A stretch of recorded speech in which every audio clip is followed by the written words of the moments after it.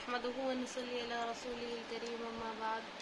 اعوذ باللہ من الشیطان الرجیم بسم اللہ الرحمن الرحیم۔ رمضان المبارک کے مہینے کی حرمت اور عظمت سے کون سا مسلمان ہے جو نا واقف ہو؟ اللہ تبارک و تعالی نے رمضان المبارک کے مہینے کو پوری امت مسلمہ کے لیے سال بھر کے گناہوں کے کفارے کا اور درجات کی بلندی کا درجہ بنایا ہے۔ نبی کریم سرور دو عالم صلی اللہ علیہ وسلم رجب کا چاند دیکھ کر یہ دعا فرمایا کرتے تھے کہ یا اللہ تبارک و تعالی ہمیں رمضان کے مہینے تک پہنچا دے، یعنی ہماری عمر اتنی کر دیجئے کہ ہم اپنی زندگی میں رمضان کو پالیں۔ اور رمضان المبارک کا مہینہ آنے والا ہے اور اللہ تبارک و تعالی کی رحمتوں کی گھٹائیں برسنے والی ہیں، اس کی ہمیں پہلے سے کچھ تیاری کی ضرورت ہے۔ یعنی رمضان المبارک کا مہینہ ہر سال آتا ہے اور گزر جاتا ہے، لیکن ہمیں کوشش یہ کرنی چاہیے کہ اس رمضان المبارک کا مہینہ کا ایک ایک لمحہ، یعنی ایک ایک لمحے سے اور اس کی ایک ایک ساعت سے صحیح فائدہ ہم لوگ اٹھا سکے۔ کیونکہ آدمی کیا ہوتا ہے کہ آدمی غفلت کی حالت میں مہینہ شروع کرتا ہے اور غفلت کی حالت میں ہی مہینے کا اختتام کر دیتا ہے، اور باتیں آج سے کل اور کل سے پرسوں پر گزر جاتی ہیں اور ٹلتی چلی جاتی ہیں۔ اس لیے اس بات کی ضرورت ہے کہ شروع میں ہی یا شروع سے ہی رمضان المبارک کے شروع ہوتے ہی پہلے آدمی اس کی تیاری کر لے۔ یہ مہینہ یوں تو روزوں کا مہینہ ہے اور دن کے روزے اور رات کی تراویح اس میں سنت موقدہ فرمائی گئی ہے، لیکن ایسا لگتا ہے کہ یہ پورا کا پورا مہینہ در حقیقت مسلمانوں کو ایک نئی زندگی دینے کے لیے آتا ہے اور نئی زندگی دینے والا مہینہ ہے۔ کیا ہوتا ہے کہ 11 مہینے تو ہم لوگ کیا کرتے ہیں، اپنی دنیاوی مصروفیات میں لگے رہتے ہیں، اور ان مصروفیات کی وجہ سے ہم بسا اوقات ایسا ہوتا ہے کہ ہم پر ایسی غفلت طاری ہوتی ہے کہ اللہ جل جلالہ کے ساتھ جو مضبوط تعلق ہمارا ہونا چاہیے تھا وہ کمزور پڑتا چلا جاتا ہے۔ اور اسی واسطے اللہ تبارک و تعالی نے یہ مہینہ اس غرض کے لیے بنایا کہ جو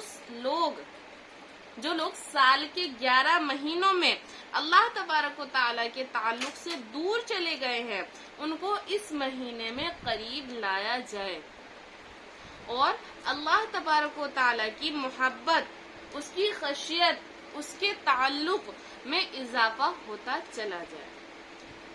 اور در حقیقت یہ مہینہ اس لیے بھی بڑی اہمیت رکھتا ہے کہ اگر غور سے دیکھا جائے تو یہ ایک ٹریننگ کورس معلوم ہوتا ہے۔ یعنی ٹریننگ کورس کس لیے کہا جاتا ہے اس کو، کہ اس وجہ سے کہ جس سے ہر مسلمان کو گزارا جاتا ہے۔ یہ ایک تربیت کا زمانہ ہوتا ہے، یہ اپنی روح کی بالیدگی،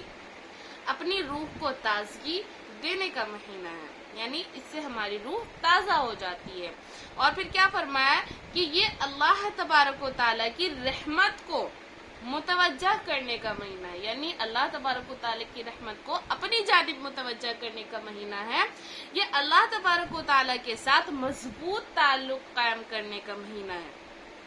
اور کیا فرمایا کہ یہ اس بات کا مہینہ ہے کہ انسان اپنے آپ کو گناہوں سے بچنے کی عادت ڈالے اور اس کی تربیت حاصل کرے۔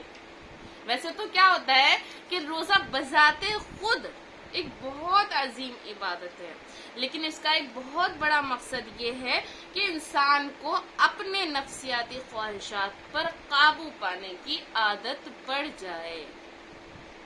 اس لیے قرآن مجید میں ارشاد فرمایا گیا ہے کہ یا ایھا الذین آمنوا کتب علیکم الصیام کما کتب علی الذین من قبلکم لعلکم تتقون، کہ اے ایمان والو ہم نے روزے تم پر کس لیے فرض کیے، ہم نے روزے اس لیے فرض کیے ہیں کہ تاکہ تمہارے اندر تقوی پیدا ہو جائے۔ اور پھر یہ بات آتی ہے کہ تقوی کس چیز کا نام ہے؟ تقوی اس چیز کو کہتے ہیں کہ جس کے آدمی، جیسے کہ آدمی کے دل میں کوئی غلط خواہش پیدا ہو، کوئی غلط جذبہ پیدا ہو، دل میں برائی کی امنگ پیدا ہو اور برائی کا میلان پیدا ہو رہا ہے، لیکن آدمی اللہ تبارک و تعالیٰ کی خشیت کو، اس کی عظمت کو، اس کے جلال کو مد نظر رکھتے ہوئے اپنی اس خواہش کو دبا لے اور اس خواہش کو اللہ تبارک و تعالیٰ کے لیے کچل دے۔ اس کا نام ہے تقویٰ، کہ دل میں خواہش پیدا ہو رہی ہے کہ میں اپنی نگاہ کا غلط استعمال کروں اور اس کے ذریعے کوئی گناہ کی چیز دیکھوں،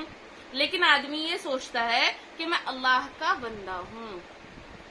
اللہ تبارک و تعالیٰ مجھے دیکھ رہا ہے، میری ایک ایک نقل و حرکت کو وہ دیکھ رہا ہے، میری ایک ایک نقل و حرکت کو مجھے جواب دینا ہے اللہ تبارک و تعالیٰ کے سامنے، کیونکہ کیا فرمایا قرآن مجید میں کہ من یعمل مثقال ذرۃ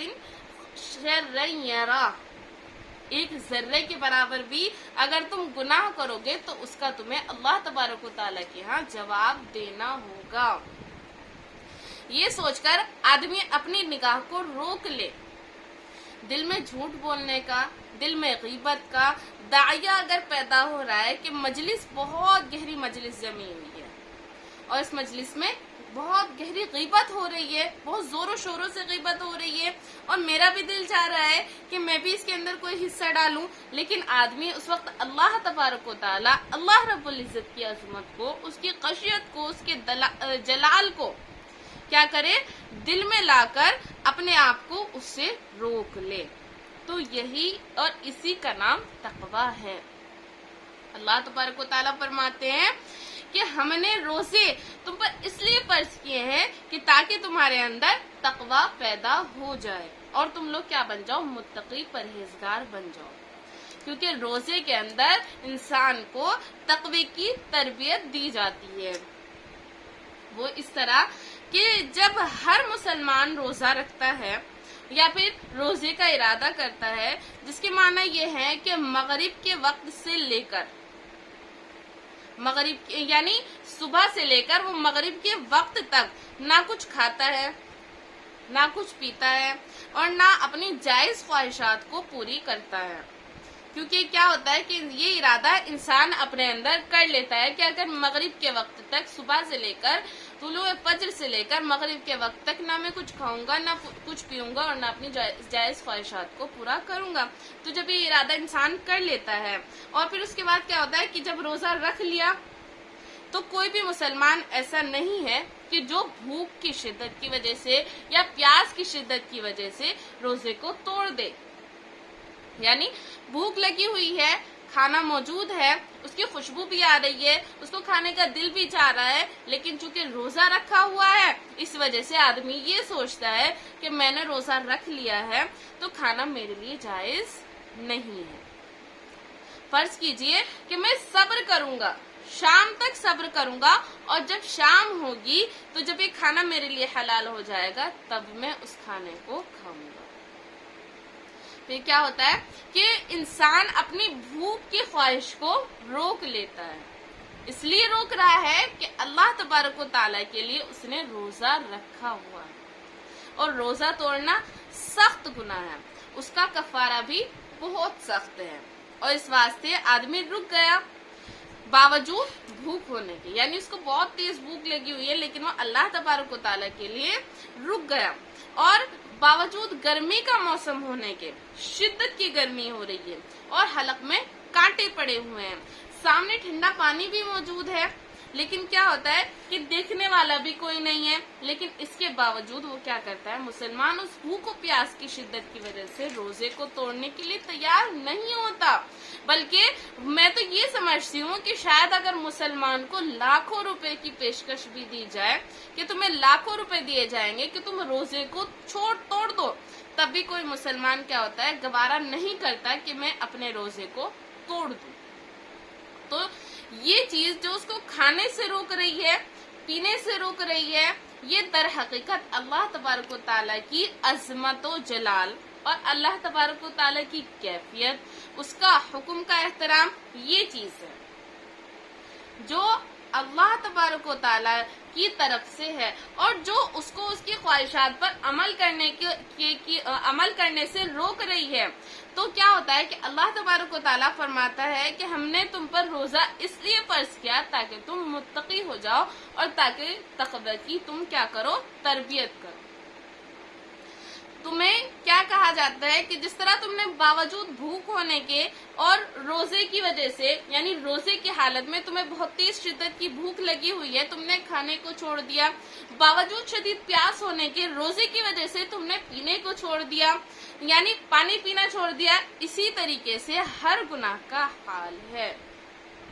یہ تقاضا تو عام حالات میں بھی گناہ کا ہوتا ہے کہ دل میں شوق پیدا ہوتا ہے، دل میں امنگ پیدا ہوتی ہے، دل میں داعیہ پیدا ہوتا ہے، لیکن جس طرح تم روزے کے اندر اس خواہش کو میرے لیے چھوڑ دیتے ہو، میرے لیے ترک کر دیتے ہو، اسی طریقے سے تم گناہ کا ارتکاب نہیں کرتے۔ اس طرح یہ عادت تمہیں پڑھنی چاہیے۔ تمہیں عام زندگی کے اندر، عام زندگی میں بھی تمہارا دل جب کسی گناہ کے لیے مچلے تو تم کیا کرو، اس کو اللہ تبارک و تعالیٰ کی خاطر چھوڑ دو، اور اس پر عمل کرنے کے بجائے اللہ تبارک و تعالیٰ کی اطاعت کرو، تقوی کی زندگی اختیار کرو۔ اسی لیے ہم نے تم پر یہ روزے فرض کیے ہیں۔ اس لیے میں کہتی ہوں کہ رمضان المبارک کا مہینہ یہ تربیت کا کورس ہے جس سے ہر مسلمان کو گزارا جا رہا ہے، اور اس تربیت کے کورس کو اگر صحیح فائدہ ہمیں اٹھانا ہے تو ہمیں اس کی کچھ تیاری کرنی پڑے گی۔ اور تیاری کیا کریں؟ تیاری یہ کریں کہ سال کے 11 مہینے ہم اس طرح گزارتے ہیں کہ ہماری صبح شام کا زیادہ اوقات دنیاوی کاموں میں گزر جاتا ہے، پیسہ کمانے میں، ملازمت میں، زراعت میں، کھیتی باڑی کے کام میں، اور اپنے لیے روزگار کی فکر میں، اور اپنے لیے جسمانی لذتیں حاصل کرنے کی فکر میں، اس کام میں ہمارے زیادہ تر اوقات گزرتے ہیں۔ لیکن کیا ہوتا ہے، اگر کوئی بھی آدمی ہو، فرائض شریعہ کا پابند بھی ہو، تو ذرا سا اس بات کا تناسب دیکھو کہ کتنے گھنٹے وہ دن میں عبادت کرتا ہے۔ 24 گھنٹوں میں اگر 5 نمازوں کی بھی پابندی وہ کرتا ہے تو کم سے کم وہ کیا کرتا ہے کہ صرف 1-1.5 گھنٹہ عبادت میں اس کا 24 گھنٹے میں سے گزرتا ہے، وہ بھی اس طرح کہ دل کہیں اور دماغ کہیں۔ اللہ تبارک و تعالیٰ سے رجوع ہونے کا جو خشوع اس کے اندر ہوتا ہے، جو خشوع کا تقاضا ہوتا ہے، وہ پورا نہیں ہوتا، لیکن کیونکہ چکی چل رہی ہے، دماغ کے اوپر دنیا میں مشغول ہوگی، اور اگر آ کر نماز میں بھی وہ کھڑا ہو جاتا ہے تو اللہ اکبر ضرور کہہ دیتا ہے، لیکن دماغ ان مشاغل میں وہیں چلتا رہتا ہے جہاں اس کو وہ چھوڑ کر آیا ہے، اور جس کی طرف اسے دوبارہ گزر جانا، اور جس کی طرف اس کو واپس لوٹ کر جانا۔ تو 1-1.5 گھنٹہ عبادت میں گزرنا، اور عبادت میں وہ جو گزارتا ہے اور باقی وقت گزرتا ہے اس دماغ کی طرف اس کو حلاوت بخشنے میں، اس کو حلاوت پہنچانے میں، اس جسم کو لذت دینے کے لیے اور اس کے لیے غذا فراہم کرنے کے لیے یہ سارا وقت ہم گزارتے ہیں۔ ہم 11 مہینے کیا کرتے ہیں رمضان کا، یعنی ہم 11 مہینے میں کیا کریں کہ رمضان کا اللہ تبارک و تعالیٰ جو ہم نے عطا کیا ہے، اللہ تبارک و تعالیٰ نے رمضان کا مہینہ 11 مہینے کے بعد، تو اس مہینے کے اندر اپنی عبادتوں کی مقدار ہم انشاءاللہ بڑھائیں گے، اور اللہ تبارک و تعالیٰ کے ساتھ اپنے تعلق کو مزید مضبوط بنائیں گے، اور عبادتوں کی مقدار بھی بڑھائیں گے، اور دنیاوی مصروفیات کو جتنا ہو سکے ہم لوگ کم کریں۔ یعنی آپ اس مہینے کو 11 مہینے میں ہم اپنے جسم کو جیسے پالتے ہیں، اور اسی کے لیے کھانا ہوتا ہے، اسی کے لیے پینا ہوتا ہے، اور یہ مہینہ ہم نے اللہ تبارک تعالیٰ کیا فرماتا ہے کہ یہ مہینہ ہم نے تمہیں اس لیے دیا ہے کہ تاکہ تم اپنی روح کی پرورش کرو، یعنی 11 مہینے ہم جسم کی پرورش کرتے ہیں، اور یہ ایک مہینہ اللہ تبارک تعالیٰ اس لیے دیتا ہے کہ تاکہ ہم روح کی پرورش کریں، اور روح کو ترقی، یعنی روحانی ترقی ہمیں حاصل ہو سکے۔ اللہ تبارک و تعالیٰ کا قرب ہمیں حاصل ہو سکے، اس غرض کے لیے ہمیں یہ مہینہ بھیجا ہے۔ اور اس واسطے کھانے پینے کی مقدار بھی ہم لوگ کی کیا ہوتی ہے کہ یعنی اس واسطے ہماری کھانے پینے کی مقدار کم ہو جاتی ہے۔ روزہ رکھ کر رات میں تراویح ہے، 20 رکعتیں ہیں، یعنی 20 رکعتیں اللہ تبارک و تعالیٰ نے سنت قرار دے دی ہیں۔ تو عام دنوں کے اندر جتنی رکعتیں ہم پڑھتے ہیں ساری نماز ملا کر وہ ایک تراویح کے وقت میں وہ ہماری نماز میں یعنی وہ وقت ہمارا پورا ہو جاتا ہے۔ اللہ تبارک و تعالیٰ کا جو مقصد ہے، اللہ تبارک و تعالیٰ کا جو مقصود ہے وہ بندوں سے یہ ہے کہ وہ اس مہینے کی قدر کریں، اس میں اپنے جسم کے تقاضوں کو کم کر دیں اور روح کے تقاضوں کو غالب آنے دیں، وہ کام زیادہ کریں جو ان کی روح کو پروان چڑھانے والا ہو، نشو نما دینے والا ہو، لہٰذا اس میں دنیاوی کام جتنے ہو سکیں کم سے کم کریں۔ جو ملازمت کے کام ہیں، ضروری کام ہیں، ان کو وقت پر پورا کریں اور باقی جو اوقات ہیں ان کو فضولیات میں گزارنے کے بجائے یہ زیادہ سے زیادہ اللہ تبارک و تعالیٰ کی عبادت کے لیے ان کو محدود کر دیں۔ تو پہلے سے میں نے یہ عرض کیا تھا کہ تاکہ پہلے سے آدمی اپنی زندگی کا نظام ایسا بنا لے کہ رمضان کے مہینے میں میری دوسری ضروریات، میری جو دوسرے مشغولیات ہیں وہ کم ہو جائیں، لوگوں سے میل جول کم ہو جائے۔ سارا سال پڑا ہوا ہے لوگوں سے ملنے جلنے کے لیے، لیکن کیا ہے کہ اس مہینے میں ہم لوگ کیا کریں، اللہ تبارک و تعالیٰ کی طرف زیادہ جھک جائیں، زیادہ اللہ تبارک و تعالیٰ کی طرف عبادتیں کریں، اللہ کے لیے عبادتیں کریں اور اپنی روح کو پروان چڑھاتے ہیں۔ وآخر دعوانا الحمدللہ رب العالمین۔ اللہ تبارک و تعالیٰ کہنے سننے سے زیادہ عمل کی توفیق عطا فرمائے۔